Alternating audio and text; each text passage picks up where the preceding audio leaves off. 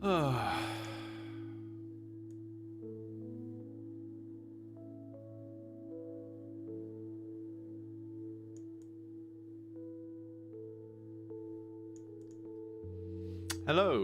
I have not scheduled this stream tonight. I just had some spare time and I thought, well, that email backlog of all the games I've been sent is just getting longer and longer all the time. So today I'm going to just take a look at these 3 games that I've been sent. Let me just move that annoying cursor out of the way in Canva. There we go.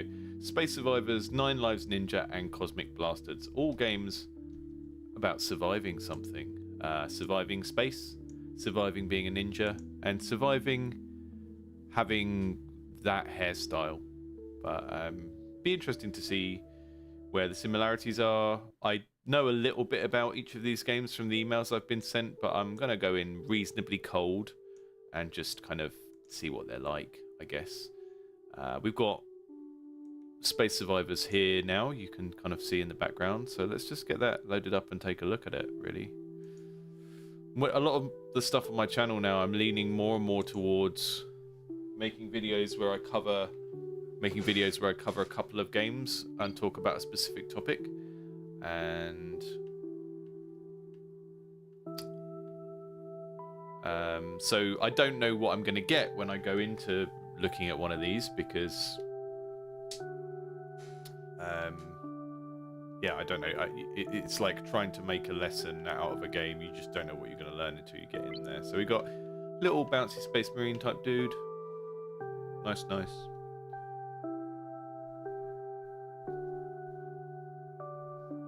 Music's quite nice. Might turn it down a little bit for you guys if it's making it hard to hear.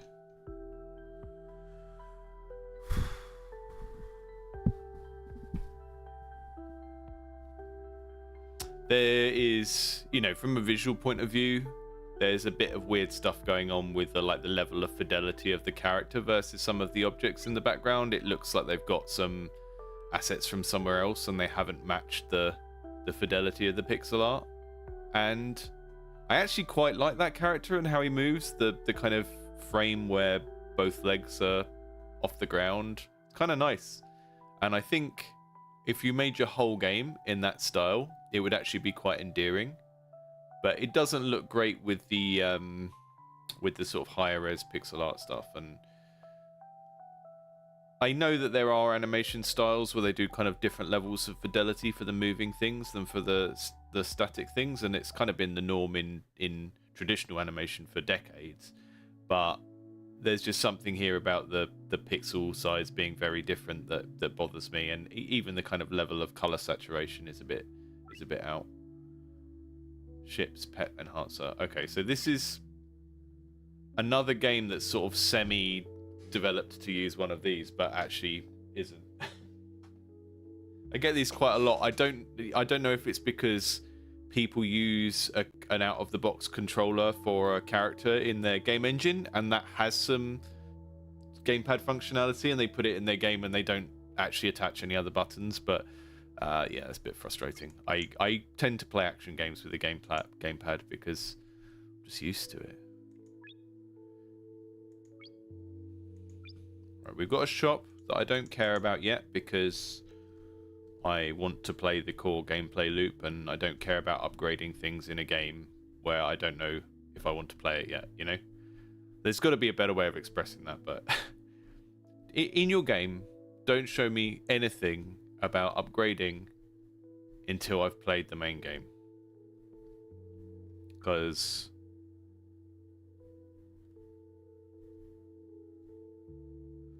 hey Nocturne, sorry I missed your message in the live chat. I just literally just opened it up. It's been a bit of a hell to get my OBS working today. Right, start mission. Okay, we're going to do a mission. We've got auto attack. We've got driving. Feels quite nice.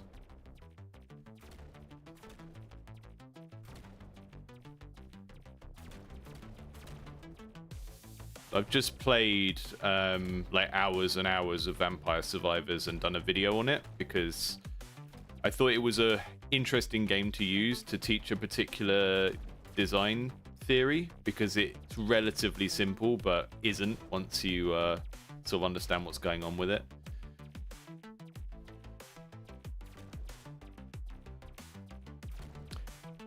This is kind of looks nice, sounds nice. I see. Oh wait, am I hurting them with my rocket trail as well as the laser? That's cool.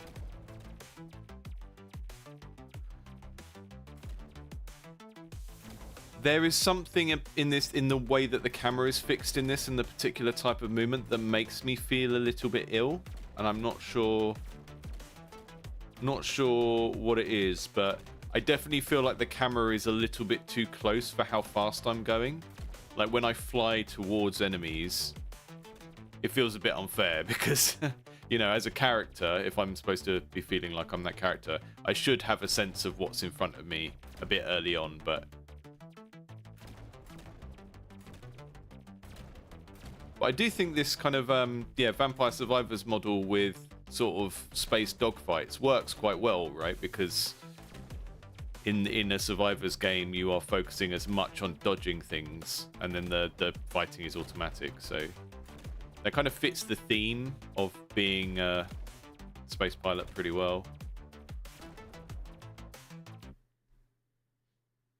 I couldn't see whether they were dropping the XP gems or not. But again, because the camera is so close, I feel like I don't have any way to orient myself or navigate around the level. And in Vampire Survivors, I can at least use the paths and remember, oh, a minute ago when I killed all those enemies, they dropped loads of gems. I was down bottom left. And if I head back that way, those gems will be there. I don't quite have that same sense of memory of where I'm doing things because I'm sort of always driving forwards, I guess. Look at these lovely, lovely guns, though. We've got some speed boosters. I don't want to go faster. It feels like actually one of those things where being able to go faster is going to make the game harder for me because I'm already crashing into stuff. Let's go for a minigun.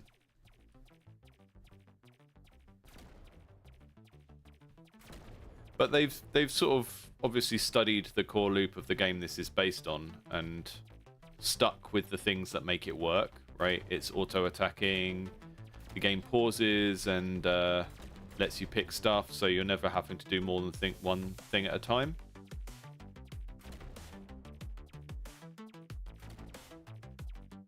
I think it would be nice if the minigun was doing something visually a little bit more different, because it just kind of feels like I've got a second one of whatever my first gun was.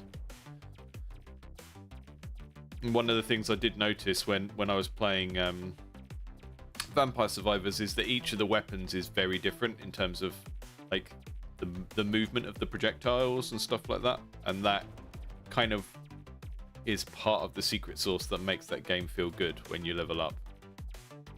You sort of end up moving around differently because of the different weapons you've got. You don't just get more firepower. Each weapon you get is doing something quite different from the last one. So that might be missing here a little bit. Homing turret.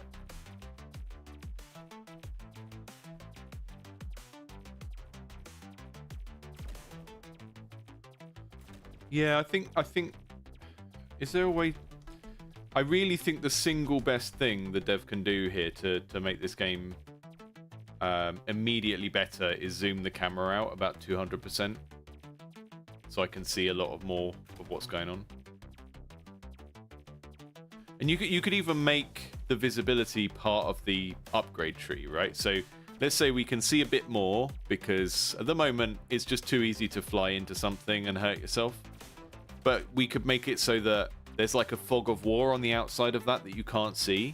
And then one of the things you can upgrade is like your ability to see a bit further or something. I don't know. Just thinking of the things that fit with the spaceship theme. I'm not sure what having a health bar on every enemy gives me here. I guess I can see when they're weaker and go in, but I think a better way of doing that would be to have them sort of on fire if they're at less than half health, and then you don't have to draw all of those health bars on the screen, which get a bit messy, you know. That's a big block of bright red, and it draws your attention probably a bit more than you want it to.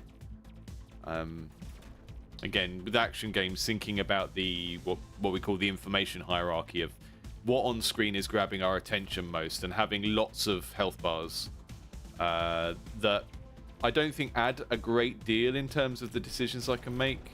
I mean, I want to see when an enemy is near death, right? I want to be able to see which enemies are easy picking so I can zoom back in and take them out. But I don't think that you require all enemies to have health bars to achieve that. This is cool though. I think there's a... It feels like very full, right? They've put a lot of stuff in here. And that's really cool. Look at what this boss is doing. It's bullet helling me with laser sword beams. Yeah, someone in the chat said it's overwhelming. I don't know. I struggle with very visually noisy games like bullet hell games and stuff, and I'm not finding this too bad.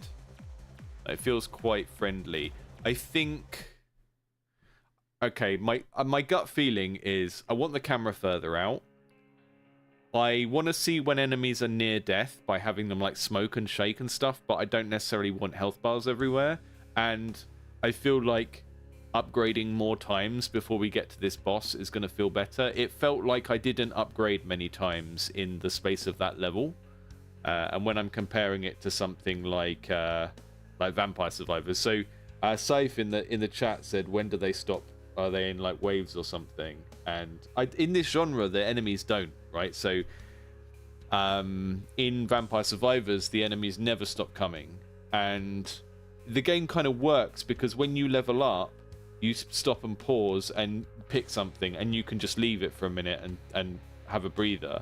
But as soon as you've picked something, it carries on going. And I remember there was a game on the show a month or two ago called Mage Keepers, where I sort of complained that the enemies kept coming. But the thing was, in that game, I was having to manually trigger all these moves. I was doing something that was quite mentally exhausting because the core gameplay was like Hades, right? You're rolling around, you're thinking about different moves you can do. In this genre, in the kind of Survivors likes, it's auto-attacking. So you're just moving out of danger the entire time and trying to pick things up. So the fact that things keep coming is kind of okay within the genre, but I didn't feel like there were enough pauses and enough level ups between the start of the game and hitting that boss. But there's lots of cool stuff here, and I'd definitely be thinking about it. I might do a whole video on that genre when I've seen a few more games that are kind of trying to follow the Vampire Survivors thing and kind of see how well they do it. So gonna shut that one down for a minute, and let's take a look at the cat one.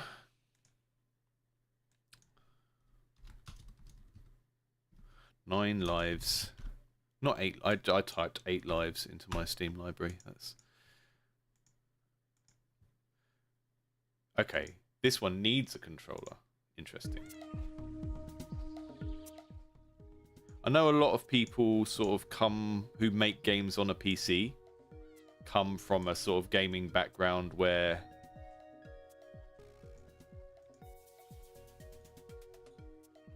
hang on, I'm just trying to get the game open on the stream.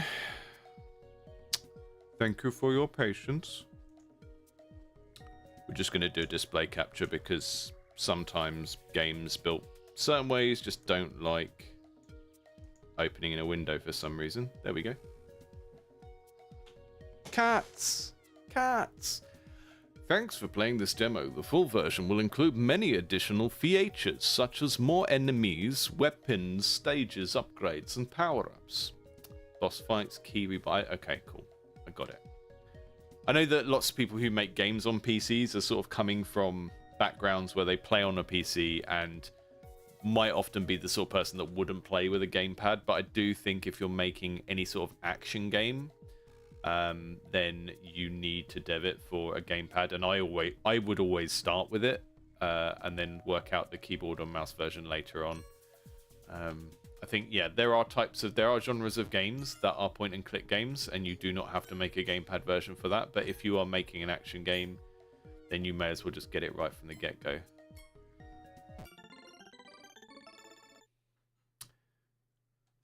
Okay, so this is the same format of game, right? But I've got a dodge here. I've got a dodge button. All of the weapons are auto-attacking and I can dodge, so it's still pretty much following the same format.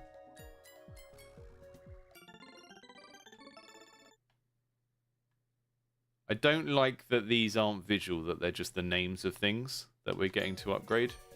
But I guess that's a later on type thing.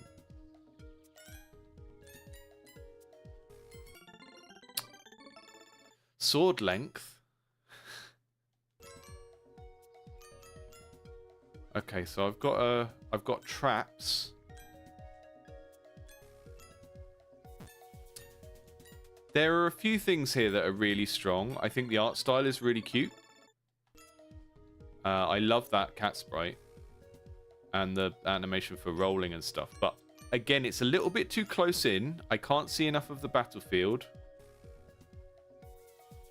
And there are things about Vampire Survivors that make it satisfying that are just not present here. Like, I'm not killing enough enemies quickly and efficiently enough, because that game is effectively like you know, you become a killing machine very easily, and when you do eventually die, it was because you were dumb and you walked into the big massive enemies, whereas this is quite hard quite quickly, and yeah, it's quite difficult to kill many of these guys, and also you just don't have a satisfying sound when they go. So I would say attending to the sound design here very, very quickly, because Vampire Survivors, the enemies popping is like bubble wrap, and you're killing like 5 to 10 a second, and they're going making like popcorn sounds.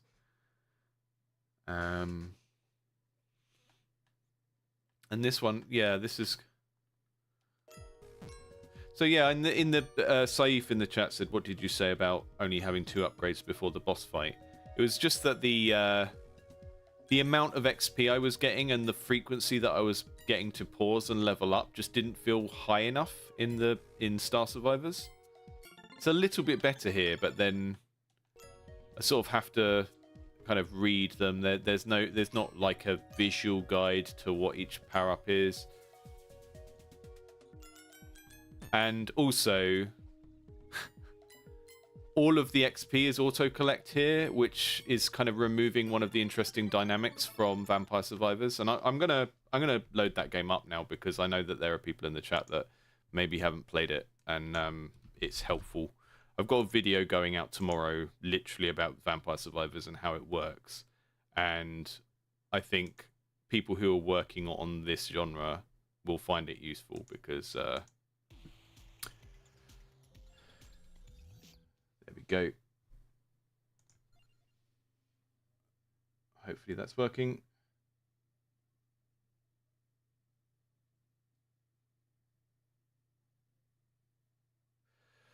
So in Vampire Survivors, you are just popping enemies constantly. And the other thing is that they drop their XP on the floor. And there are upgrades that you get later on that help you to like pick it up further away with a magnet and stuff.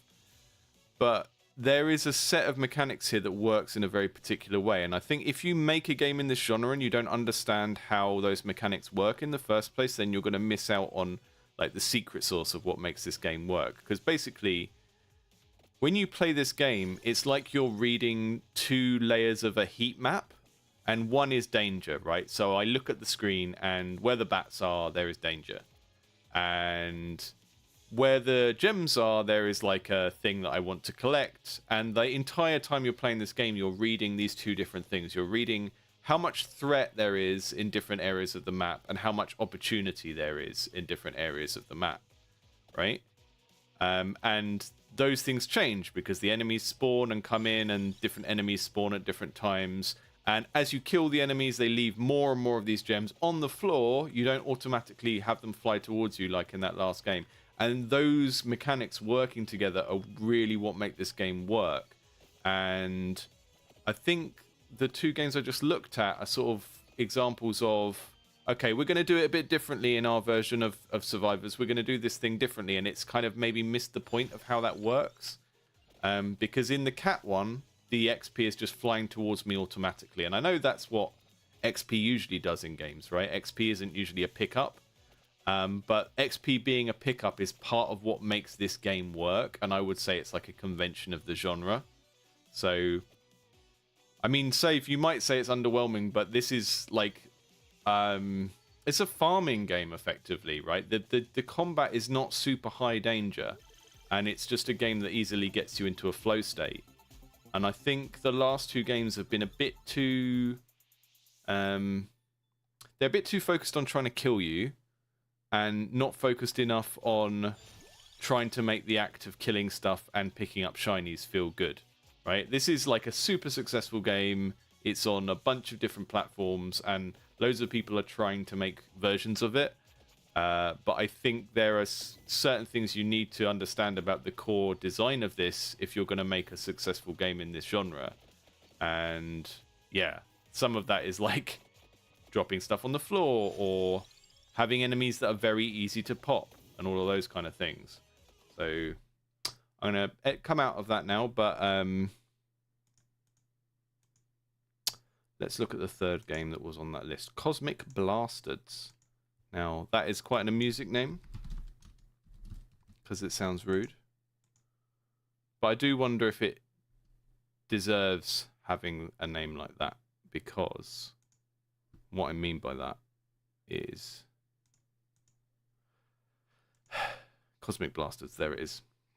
Team 5 steps. Is that if the game isn't particularly edgy, then it's just sort of excluding a chunk of potential audience by having something that sounds like a swear word in the title. So I know there was that game Void Bastards a few years ago that had a very similar aesthetic. Let's have a look. Have we got another game that doesn't like streaming? Of course we have.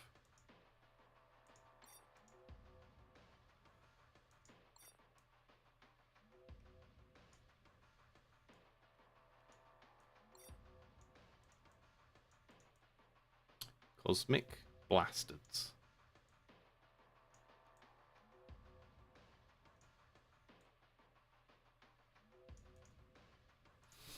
Start blasting. Wishlist on Steam. Join us on Discord. Very nice menu. Sergej stands alone, shaky primlit with a neon glow. His laser. I'm not going to read that because it's an entire paragraph written in capital letters, and I find that really difficult to read, so I'm just not going to. Don't use capital letters for large blocks of text. It's harder for people to read. It's particularly harder for people with dyslexia and stuff like that to read. So you need to have a font with lowercase for when you're writing in full sentences. You can't write full sentences in all caps. Dick grow on your forehead. May a dick grow on your forehead. And it's an AI generated voice for some reason. I mean, why are people so scared of trying to do their own voiceover? We've got bugs. We've got twin stick shooter. Right? This is an auto attack. I'm choosing how to attack in this. And if I... and then, like, the camera is moving to where I'm pointing, which kind of feels a bit weird. And then if I don't... If I get the camera stuck in the middle, it sort of jitters like that. Yeah, this is...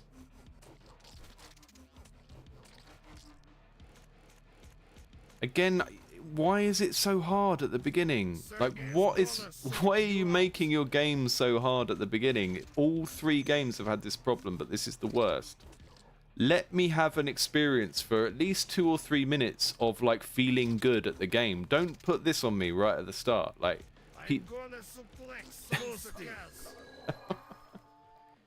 people don't play a game for you to beat them up as a designer. They play a game to, like, feel powerful, and obviously there needs to be some degree of threat and risk involved in that, but You really need to cut people some slack at the beginning. Right, we get some power-ups now, so let's see. Whatever gives me more fire. Send you to the bathhouse. Sergey's gonna sort you out. So yeah, I'm having to manually fire in this one. It's not an auto fire one like the last two games, and I don't the kind of twin stick shooter thing of having to fire myself manually. It doesn't feel super skill based, right? It's like it's such a simple thing. Look how rarely I'm missing, right? I'm not good at action games, and I'm not missing any of these shots. So it sort of begs the question of, why is it manual? And again, the reloading is just too slow. The movement is too slow. The enemies are too fast. There's just too much swarming happening straight away. And where is that bubble wrap feeling of just like popping loads of things in a really satisfying way? Maybe this game is gonna eventually level up to the point where I get that bubble wrap feeling. Will shit in your soup. Your children will shit in your soup, of course. You know, maybe the game will let me level up to the point where I am shredding these guys and it feels like popping bubble wrap. But at the moment, it's like the initial level or so is just too difficult for me to stick with it up to the point where I feel that. So, Sergey will send you to the bathhouse. but yeah, the way that the camera controls with the aiming is really awkward. Like,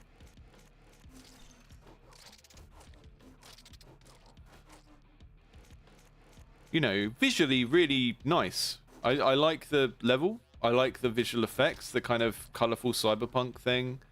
Enemy design is kind of cool. We're starting to see some different bugs come in now, but I don't know why this is already at the demo stage and like people publicly playing it when it's so easy to lock it into this weird shaking thing when I've got the cursor on me, right? That's quite a nasty game-breaking bug that I wouldn't expect to be seeing in something that is otherwise so polished, right? Because this is quite polished, looks good, lots of attention to detail in terms of the feedback and like sounds and the text pop-ups and everything. Like really visually impressive game. But that shaky shake, like why is that in a game that is otherwise of a looking of like quite a high quality game? I think, you know, this feels like a game that has been made by a programmer and artist, and maybe a bit more time sort of analyzing games in the genre that you're trying to emulate could have helped here, because I just don't feel powerful in this, and Your children will shit in your soup. so easy to die, so difficult to level up. And maybe there's a point in this game where if I stuck with it for half an hour, I would have a really powerful gun and I'd be going and popping dozens of these guys, of these bugs. But I'm not going to get to that point with it because it's just too intent on killing me and feeling a bit slow and clunky. So that one's a shame because visually, really cool, looking good.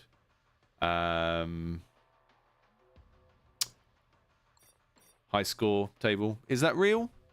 I don't know. Are they kind of easy to do on Steam? It is making me want to press one more run though, so give it one more try. I think again like why that is this the shaking thing is like a really good example of what happens when you test your game and you just play it how you want people to play it. Because if I'm the dev, right, and I play this and I know it's a twin stick shooter and I just immediately start moving my stick around and aiming properly like I'm doing now, then I'm never going to see that problem. But as a new player, I come into this game and my leave my right joystick in the center and it does this, and it's just like, what the hell? What's wrong with this game? That shouldn't be a state that can exist. I remember doing a 2D game with joysticks once, doing a 2D game with joysticks once, and basically you have to program your own dead zones on the joysticks, because like the readout that your joystick is giving on the left to right or up and down axis is that, oh, that's good. I got a area of effect thing. Break you shitless. Yeah, the way that your joystick is being read by the computer is like a number going from -1 to 1. It's a float between those values.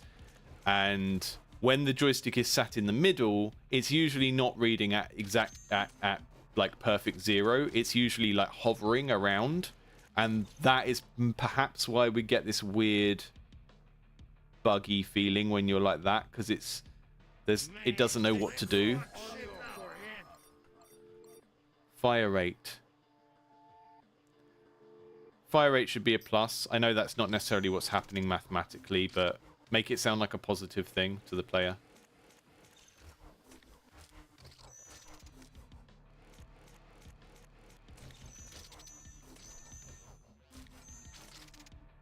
Sergey's gonna sort you out. I will break you shitless. Yeah, I think yeah, Safe said it's making them dizzy in the chat. I think there's been a lot of stuff done with the camera here to kind of make it look cool, but it's definitely worth thinking about whether that actually serves the game. Because personally, I would rather play a twin stick shooter where the camera is fixed at an angle, and when I point my gun in different directions, I sort of know exactly where it's going. And decisions about things like the camera are made in service to the gameplay rather than in service to what looks cool. Because there's a bunch of stuff there that does look cool, but it doesn't make the game easier to play. It makes it a bit hard to navigate. Like, if you were to have stuff to pick up in this game, I would struggle with remembering where it had fallen down in the city, because the camera is swinging about all over the place rather than being locked at a particular angle. Yeah, there's just lots of things going on here that, to me, kind of feel like the sort of problems that come when you're kind of making a very art-first game. There's so much stuff here about the presentation that's really nice. The sound is good, music's good. The bugs make a satisfying sound when you squish them, which, as I mentioned a minute ago, the cat game, the enemies didn't make any satisfying sound when I killed them. But I think the 3 games I've looked at, they're all in the same sort of genre. They're all one of these survivor games in kind of one way or another. The last one is doing some stuff with kind of trad twin stick shooter stuff where it's not auto-attacking, but they're all aiming for the same sort of thing. And I think all of them, the Star Survivor one did this a bit better, but I think the issue they're all kind of struggling with is it's much better to focus initially on giving players a satisfying experience and then making it challenging later on. Because at the moment, this one and the cat game in particular, they are too challenging too quickly. And that's, you sort of want like almost like 2 knobs, right? Of like, how satisfying is the game?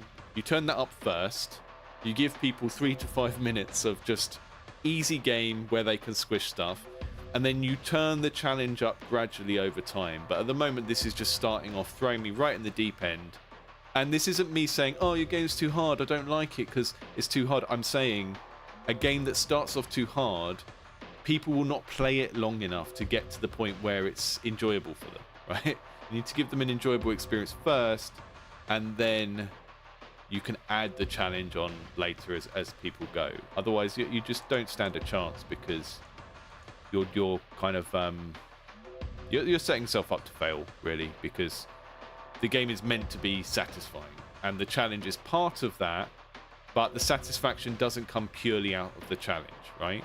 Running around collecting loot is fun. Killing enemies that are really easy to kill is fun. You want those things established first before you start stacking loads of overwhelming difficulty onto players, and these just go there too quickly to sort of really work in the way that Vampire Survivors works. And like Safe in the chat said, you know, Vampire Survivors looks underwhelming if you haven't played it. And that's kind of the point, is you get a good 5 or 6 minutes at the beginning just farming, like killing stuff that's very easy, picking stuff up, leveling up loads and loads of times. So when the game actually hits a point where it is actually challenging and you have to pay attention, you've already built up your little arsenal of 4 or 5 power-ups that are sort of determining what your game feels like this time, right? And that's not something that only applies to action games like this. A lot of like roguelikes that are turn-based or strategic games like Slay the Spire have the same dynamic, where in the early game you just have, you know, a certain amount of time where you are just farming, collecting stuff, and creating your build for the rest of the game. And you need to have this kind of breathing space early on to let players do that, so when you hit them with the challenge, they kind of go into it a bit leveled up and having made some decisions about what kind of deck of cards they're going to have, or what kind of set of weapons they're going to have, whatever type of game it is.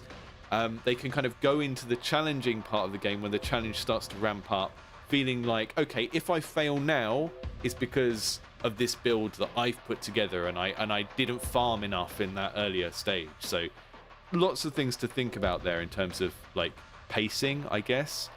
And I always encourage people to think of difficulty in games, not just in terms of easy versus hard, but in terms of pacing and emotional pacing, right? Because often if you make a game easier or harder, it's not just a matter of like, when will the player die? It's like, how many times will they have to restart to get to this bit of the game or whatever? And it kind of just dramatically changes how things feel.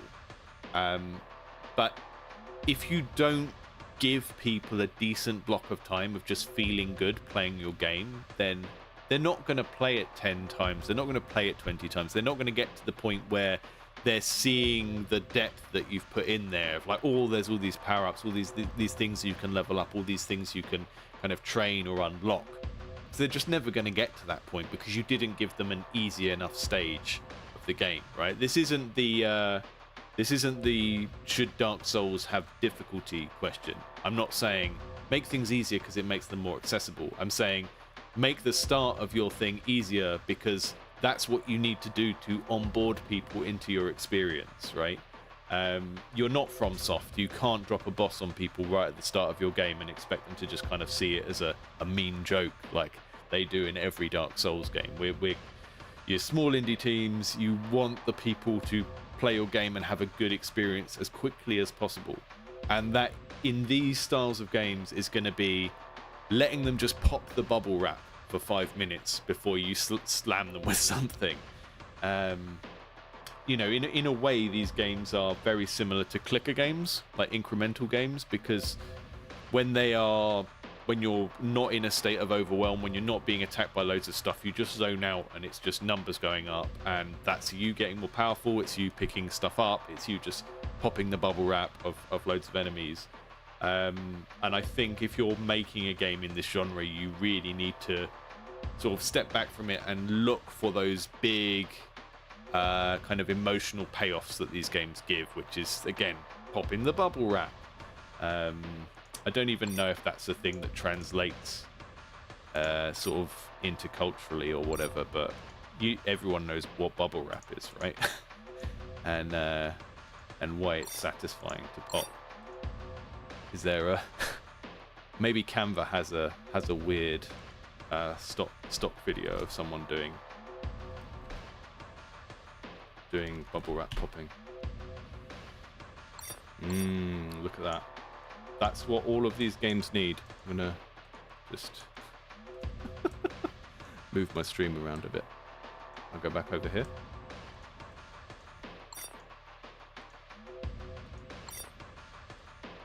This is what your game needs to feel like if you are making a game in this genre. There's like a story about Skyrim that when they were making Skyrim, if you asked for the game design document, what's his face? Is it Todd Howard? Just had a figure of Conan, and he'd be like, "This is the game design document."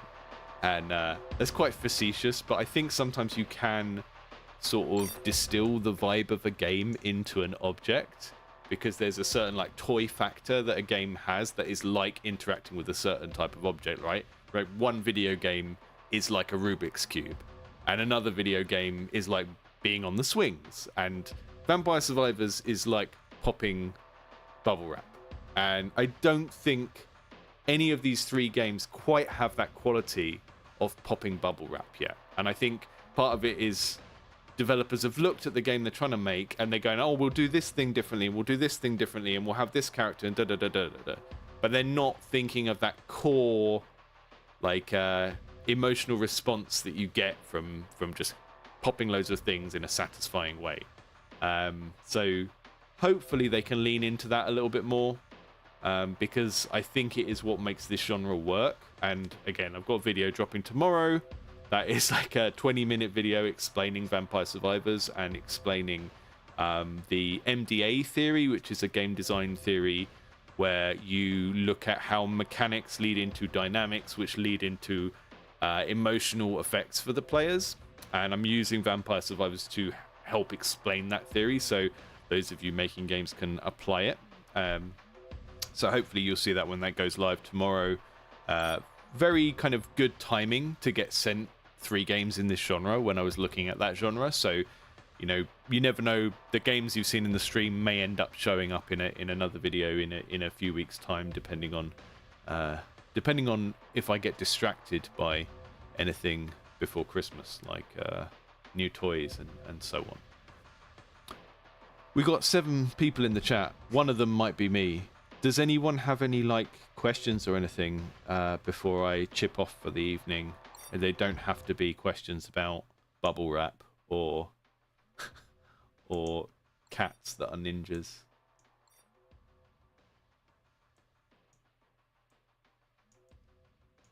Just gonna make a little diagram over here. Keep an eye on the chat. All of these games need to aim for the bubble wrap effect.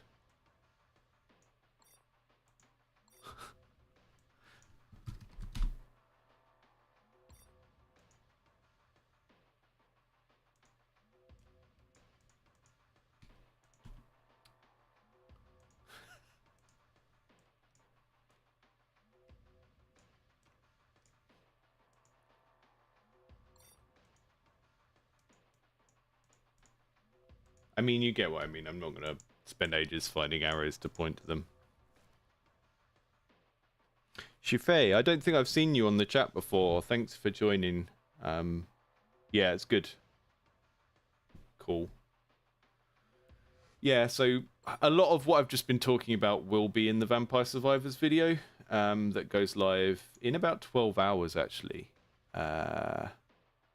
But it's really interesting doing these when we look at the games and kind of see what's going on with them, because I feel like I can look at a game and almost understand who's in the team, right?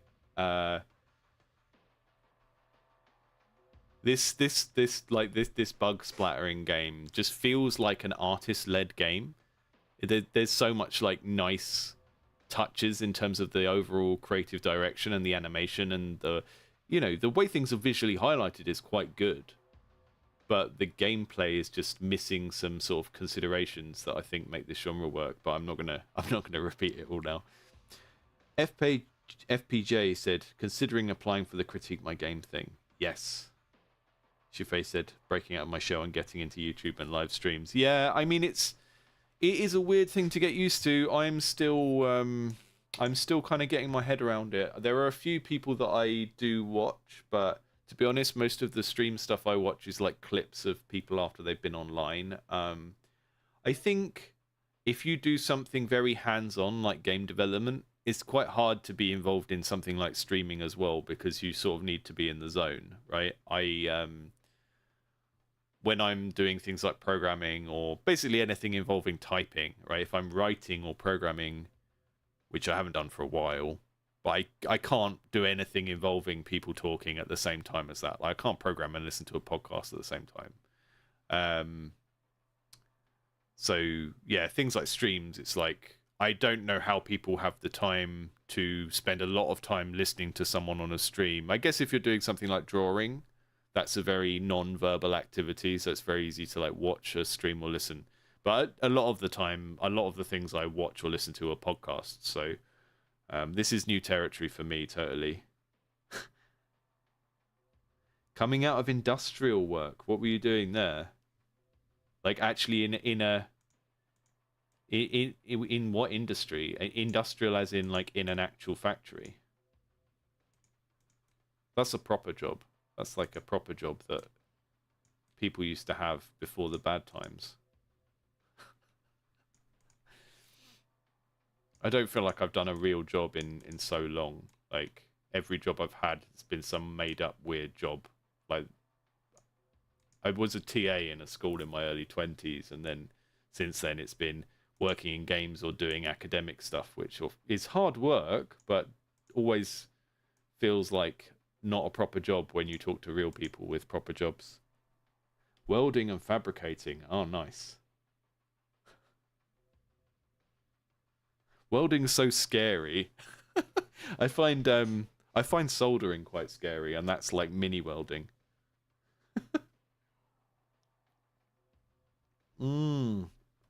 Drive Haven said, thanks for the video on deck builders. Have you encountered anyone new ones lately? No, I got sent a couple to look at that people are working on, and there were quite a few people on the deck builders video who also suggested other deck builders that I hadn't played. Even though I made it very clear that that video was every deck builder, and if you could think of another one, you probably imagined it. But no, I haven't had a chance to sit down and play any of those yet. So I do at some point want to just play all of the deck builders that I've been recommended, and some of the ones I've been sent as well. But I think with that genre, you sort of just need to sort of understand what you're using the deck for, really.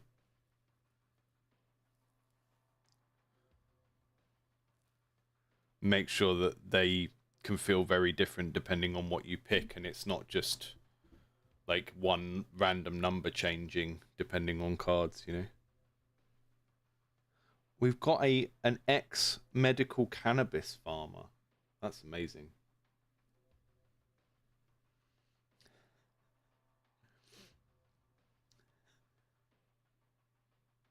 I mean, that's kind of like gardening, I guess.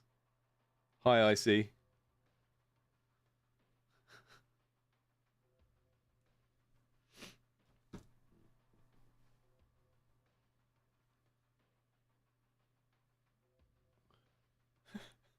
This chat is very cyberpunk. We've got the Dayglow pink and blue game. We've got a bunch of game developers. One that used to be a drug farmer and welder. It's very cyberpunk, I think. Oh, is that who that is? I see. Sorry, I didn't make the connection. Yeah, Saif is your biggest fan. So this is your meet cute, I think is what they call it in movies. I really like 7 Days. I'm gonna play it properly at some point, but it's always hard to play sort of art games like that and in a kind of design critique way, because they either make you feel stuff or they don't. It's got aiming for a different thing from a regular game, so my deal at the moment is I'm trying to still put out a video once a week. But I only have a day job until January, like the middle of January. And then after that, I'm going to start streaming probably 4 days a week. Maybe over on Twitch rather than here. But if people feel strongly against that, then I won't do it. But yeah, my plan is to 1 week just make stuff for a week and stream it. Like a game maker project, Monday to Friday. And then the next week is all playing and analysing games. So there might be a day that is all dedicated to art games, like 7 days, where I can just sit there and play games and cry. And you can all laugh at me while I cry at these sad games. There might be another game day that is just like playing an indie classic that I think people should know about.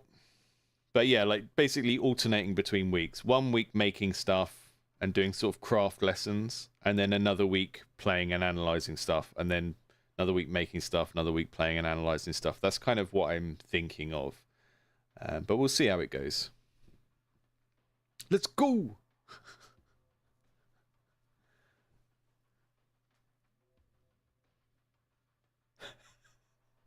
Do you think I should... one of the things I was thinking about as well is trying to... Like, when I talk about you guys, when you've sent me games and I make a video, right? I started to try and make a bit more of a story of that, like reading out the emails a little bit and stuff to make it feel a bit more like there's another person involved. But I'm thinking of ways to make that better. Like, should people have to send in a photo of themselves or a picture of themselves that I can talk to during the review? That would be funny.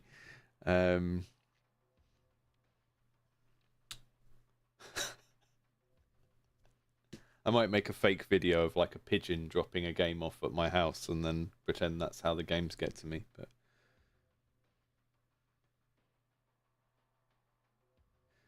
Shifei, what kind of game are you working on? So Drivehaven said they're working on a deck builder.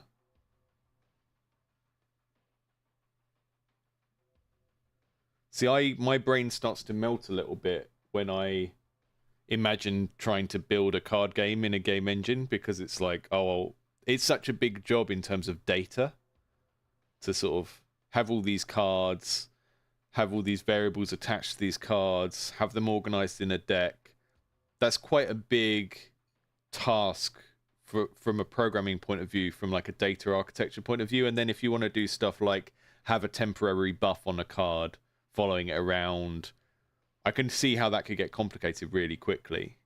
And I would definitely say, actually, if you're making a video game based on cards and you want to make sure that the game is fun before you actually spend all the time programming all that stuff, like your card animations and like the data architecture for your decks and stuff, I would definitely recommend just making it as a paper card game first, or making it in something like Tabletop Simulator where it's a lot quicker to iterate on cards.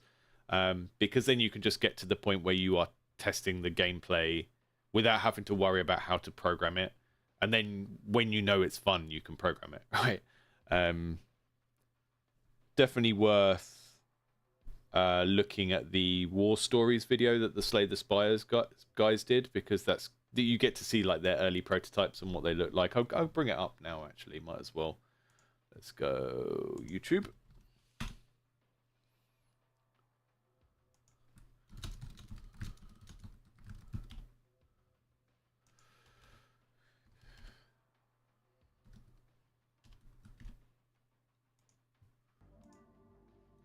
Yeah, there's this Ars Technica interview with the... let's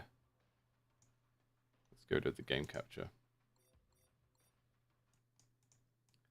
Ars Technica interview with the Slay the Spire guys, and you get to see their prototype that they were testing the game with. There it is.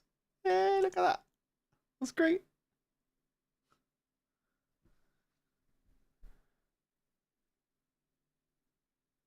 Nice. We are going to get so many Vampire Survivors games. I think it's a really good genre for people to try out, because it looks so simple, and then to make it work like the original does, you really have to make some very specific kinds of decisions.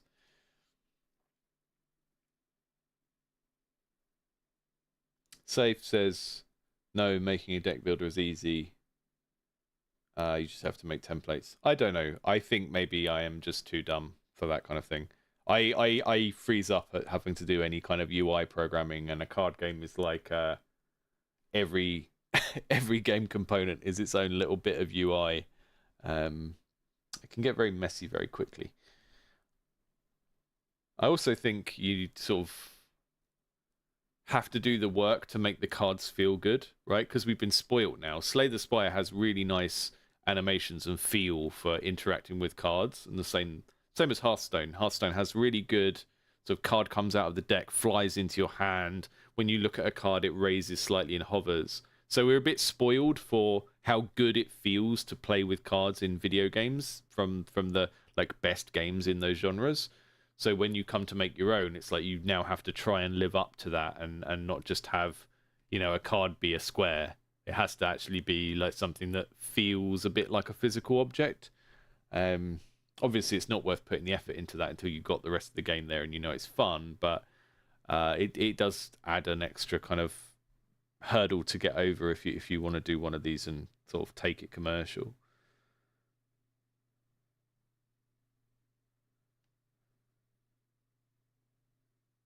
I haven't played the Pokemon game yet. That's what you're talking about, isn't it? The Pokemon, the trading card game.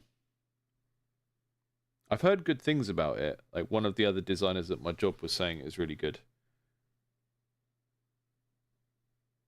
I think the last new mobile card game I played was the Marvel Snap one, which is nice. It's a really neat game. It takes a very long time to have enough cards to feel like you're really being creative with how you put them together. And that's kind of what I like about collectible card games is the creative bit. And Marvel Snap just didn't have that because it's so on rails in terms of how it gives you the heroes. So like everyone who's at level 20 has the same stuff. And there's no point where you get to put them together in a particular way and feel like you did something really smart because the game's just not designed like that, which is a shame because the core game in Marvel is really good.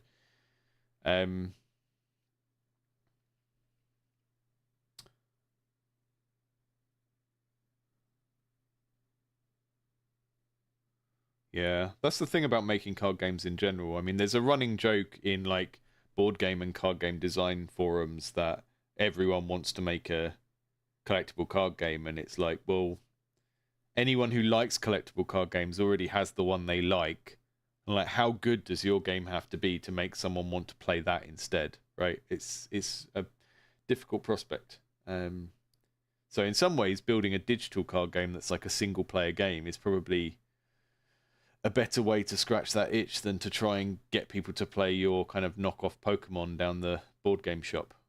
When they're never going to buy it if they're already into normal Pokemon or Magic the Gathering or something, because it's like asking them to get rid of their best friend that they've known for years.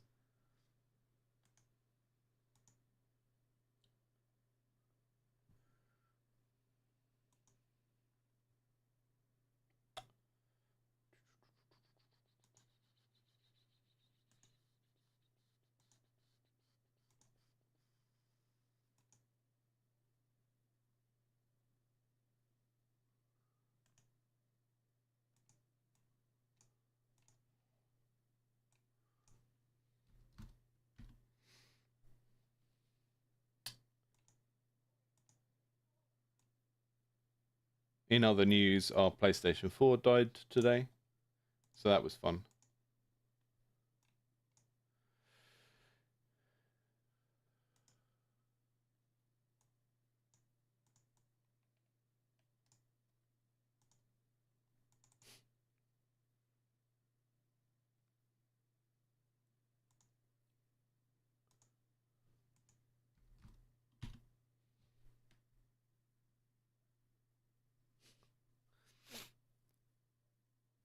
They look like game devs. I don't know what game devs look like. I mean, there's three of us on screen and we all have glasses on, I guess.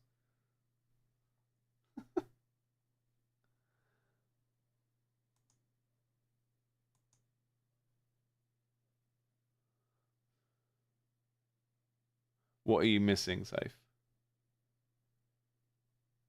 Do you not have glasses, so you can't be a game dev because you don't have spectacles?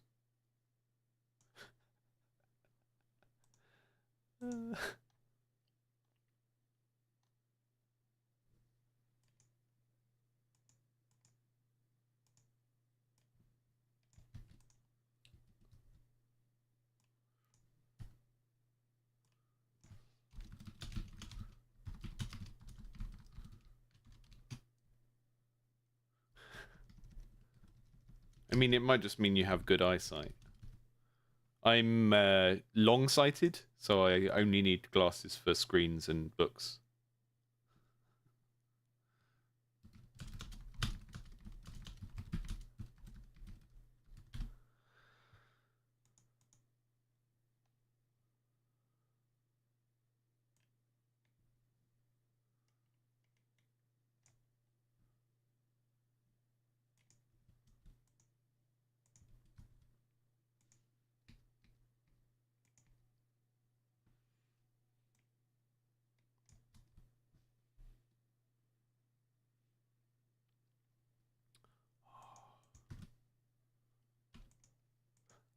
Is that a genuine you need to go to the optometrist, Jason, or are you just responding to the all game devs have glasses thing? But I don't know if it's true.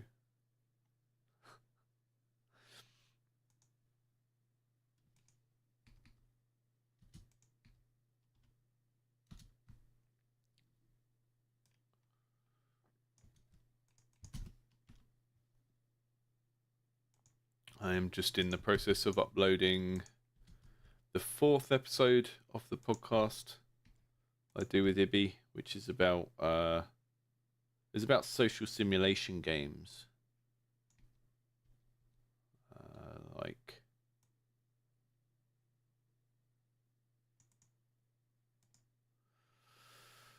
I've got really behind on uploading recently.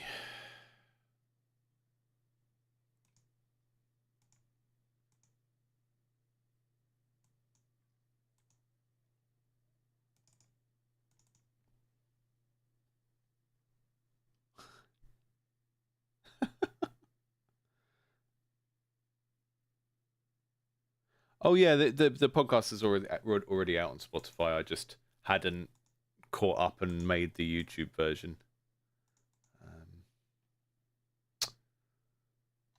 Does it contain violence, shocking content, harmful acts? Nope, none of those things.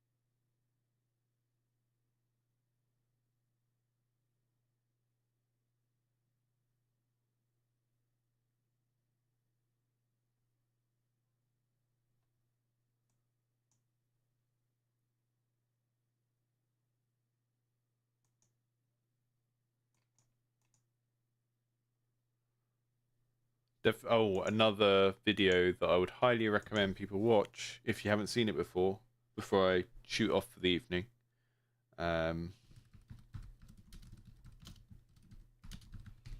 Really, really interesting game design video I was watching,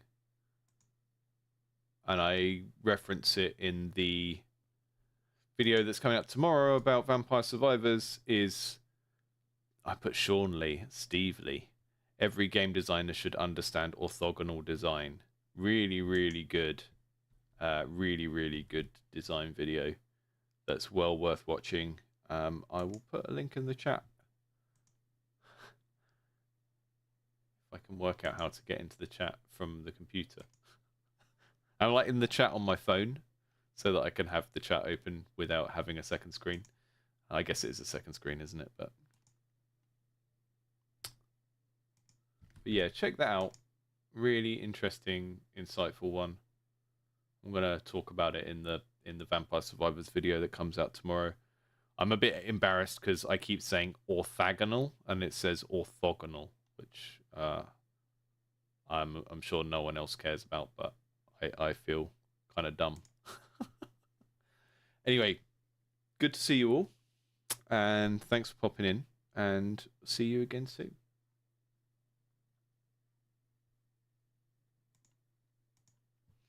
And like I said, when we get into 2025, I will probably be streaming a bit more regularly and predictably.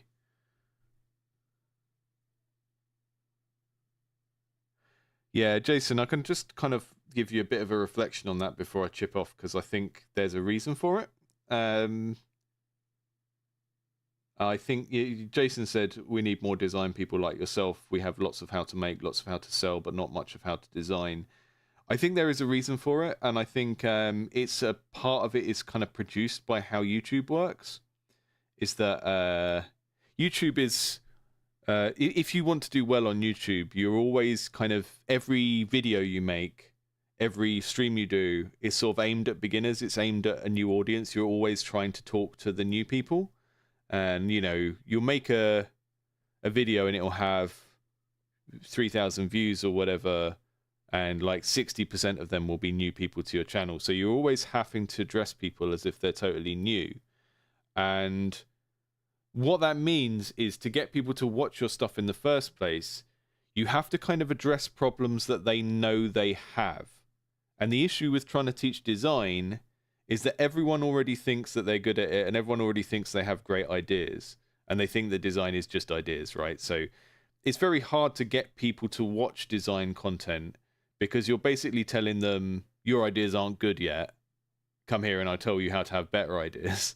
And most of the time people won't really admit that their ideas aren't as good as they think they are, or that they haven't thought this thing through as well as they think they have, or whatever. So you're kind of fighting against people's sort of natural tendency to think that design is just having taste, right? Design is just knowing about games and just copying things and stuff, which to a degree it is that. It is those things.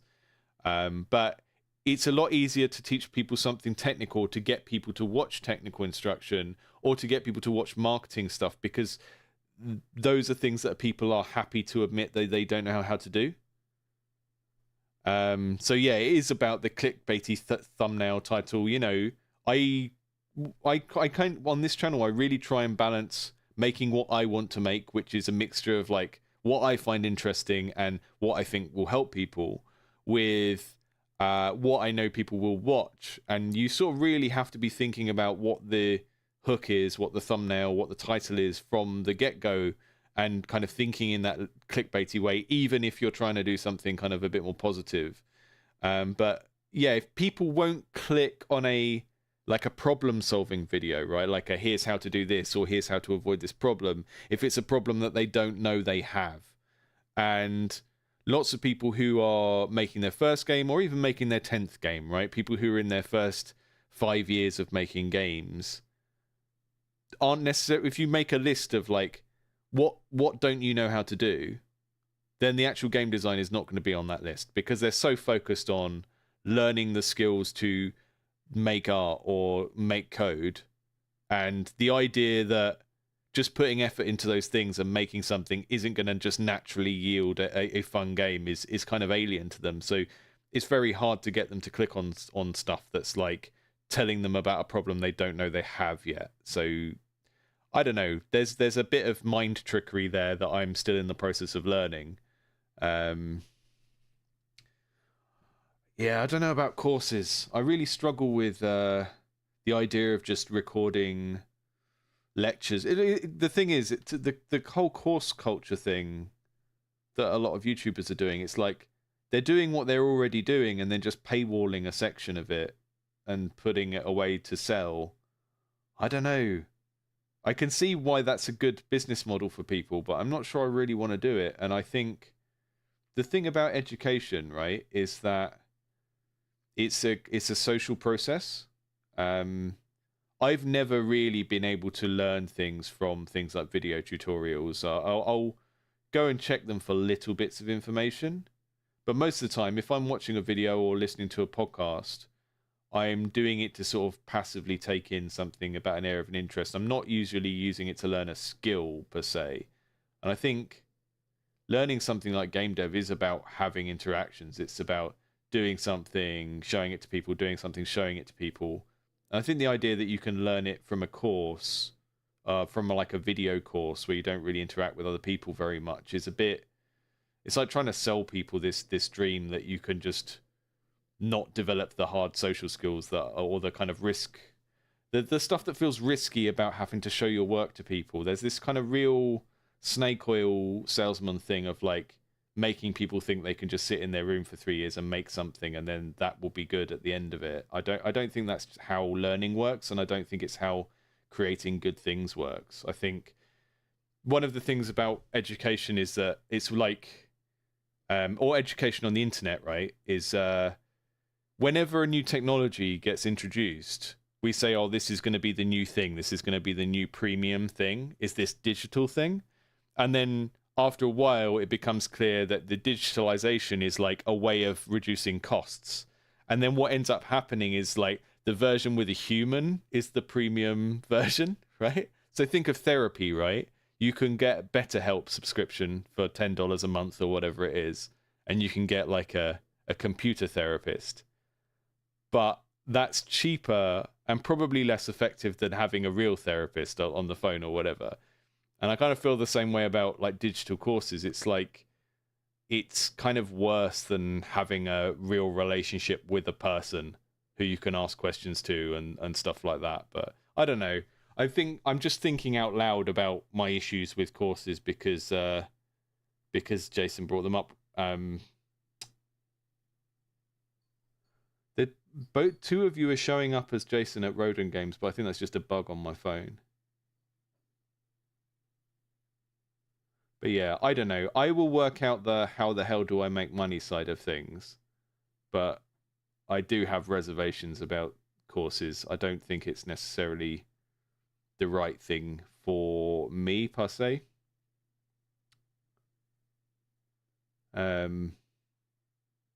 Because you know, having an actual tutor for something is like, I don't know if any of you have ever had an instrument tutor, right? Like music lessons, because that's so specific to you, right? You might have a particular thing you struggle with, and if you were learning from a textbook or learning from videos, that textbook or video can never respond to you. It can never say, look, you're practicing, you're doing all the things you need to, but you need to nail this thing with how you're using your hand or whatever it is you're doing wrong. Like, it can't respond to you that way. And that's why, like, the human will always be the premium option. Yeah, that makes sense. I recognize you now. You've got the same profile picture I've seen elsewhere. That's good. Can you remind me which game was the Rodent Games one? I know that you've sent me something. I think I've probably played it. I can't remember.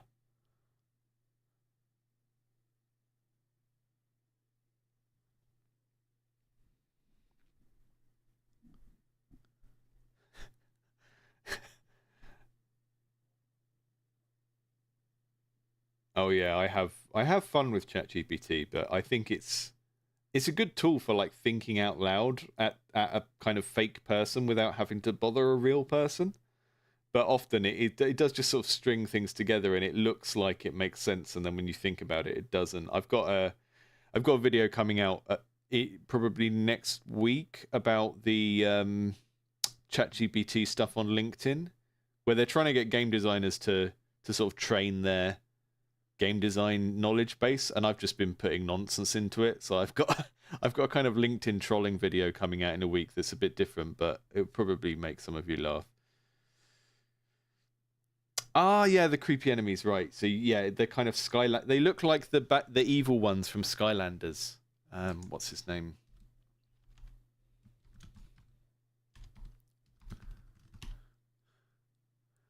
Remind me of this guy. Same vibe.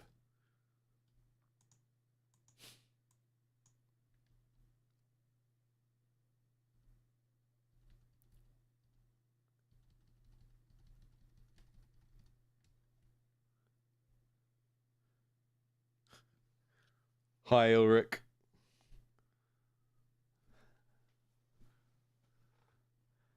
Yeah, I think I've poisoned the LinkedIn game design knowledge base LLM thing about 20 times now. I was putting copy pastas into it.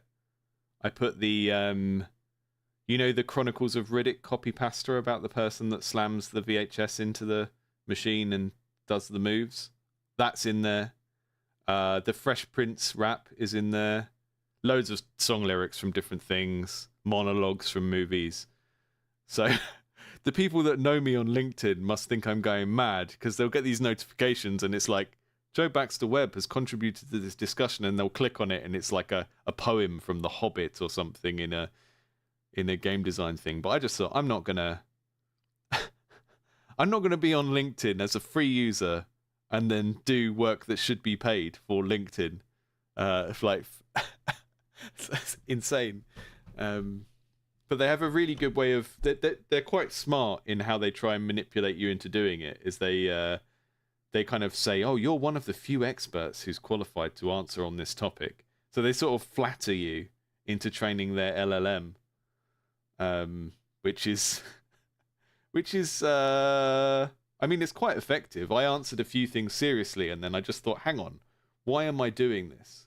Why am I seriously answering these silly questions written by a robot when I could just be trolling and making a funny video about it? So I did that instead. But I'm leaving it till next weekend to put that one out because I didn't want to. I've just had my first sponsorship with that Game Maker ad a couple of days ago, and I didn't want to immediately do something mildly sociopathic and brand unsafe straight after that. And then never get another ad offer again because I've done LinkedIn trolling. I can't help myself.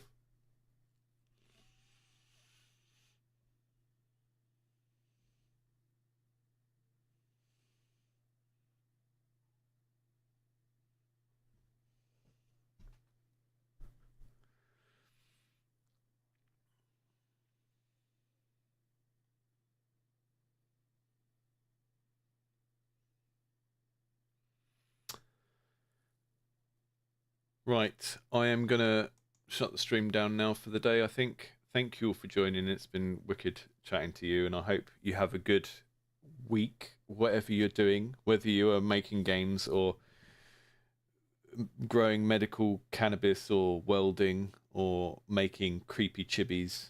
All very good uses of your time, whichever one you do. Thank you for being part of this channel and for giving me a reason to keep doing it. It's really nice.